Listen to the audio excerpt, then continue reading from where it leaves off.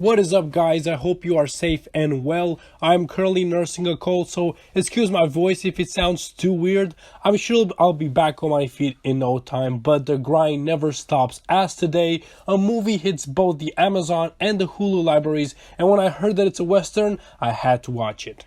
By the by, I'm the movie guy, and this is my review for Hell on the Border. I'm gonna make him an offer again. I drink your milkshake. Why so serious? I am your father. You talking to me? Say what again? Are you not entertained?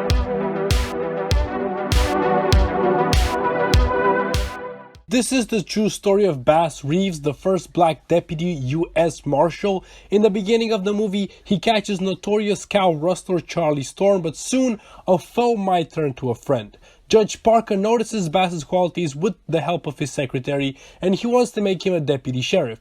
However, black people may be free, but they hardly have the same rights, and that means that Bass doesn't get his promotion. He, however, makes a bargain with the judge. If he can catch Bill Dozier, the most feared outlaw, that no sheriff will dare try to bring in, he will get his promotion. He needs help, and the only one that will help him is Charlie Storm, the rustler. This is a Western movie, and I love Westerns. I love the setting, how people speak, the shootout, and they're all here in this movie. It's also based on a true story, as I've said, and it's about the struggles of black people back in the days of the Old West. Bass Reeves is a very good shot with his pistol, but the promotion that he deserves is canned because of his skin color. The music in this movie is just too loud. I don't remember encountering this problem with another movie that I've watched. When characters talk, the music is so high and it overlaps over words and it just ruins some moments. The action scenes are also pretty badly directed. There are too many cuts every time something happens. It's like this: someone shoots a gun, a cut to the bullet hitting something. Punch landed, cut to a different shooter. Someone thrown out the window, cut to him falling. It feels very unnatural, but luckily there weren't that many action scenes. The duo of Charlie Storm and Bass Reeves is actually entertaining. They bicker a lot of the time, but they do function well together. Bass is a no-nonsense lone wolf who has a sense of justice, while Charlie is an old outlaw who likes to drink a lot, and he feels like the polar opposite of Bass, and that's why they feel so good together. As for the antagonist, Bill Dozier, I can say that he was a credible villain. They did a good job of showing how dangerous he can be when he guns down 5 marshals and then sends one back to deliver a message. We all know what that means. We all know what's going on here. Judge Parker is actually a good and progressive man, despite him preparing the news too often, as he helps Bass as much as he can. In case you are interested in some trivia from the movie, here it is. Most of the movie was shot in Tan Hill State Park, Alabama, and Bass Reeves is believed to be the inspiration for the TV character Lone Ranger. The cast features 2 B-level movie stars in Ron Perlman and Frank Grillo.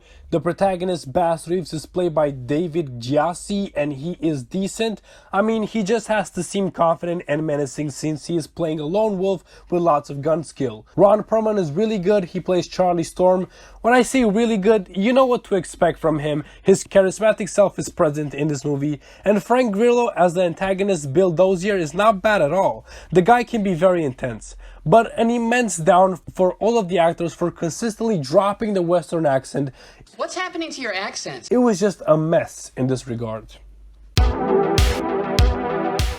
Picking a favorite scene is pretty difficult because, as I said, the score of the film ruined a lot of the scenes for me, and there really weren't any bad ones either, so I'm just going to go with the scene where Judge Parker tries to bribe Bass into giving him some information. Some other marshal took credit for bringing in Charlie Storm, and the judge didn't believe him, so he bribed Bass to tell him the truth, but Bass refused. He refused a $20 a week salary in order to not rat out his boss.